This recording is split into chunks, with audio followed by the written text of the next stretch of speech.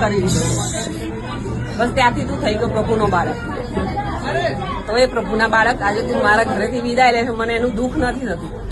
દીકરી જયારે વિદાય લેશે ત્યારે મને એનું દુઃખ થશે, રડવું આવશે. તારા માટે રડવું નથી આવતું. કેમ કેમ સારી જગ્યાએ જાય છે કારણ કે તું એટલા સેફ હાથોમાં, સેફ જગ્યામાં જાય છે કે એનાથી ઉત્તમ બીજું કંઈ જ નથી.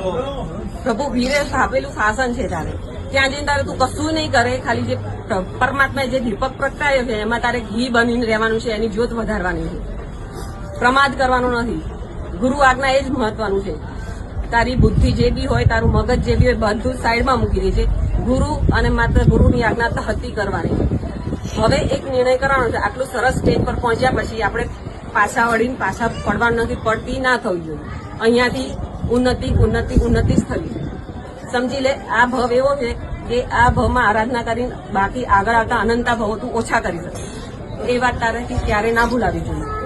બરાબર. અને પ્રમાદ ત્યાં જેમ ઘરમાં કરતો તો સોફા પર આડો રાણું બિલકુલ કરવાનો નથી. બધા મનમાં સંકલ્પ કરે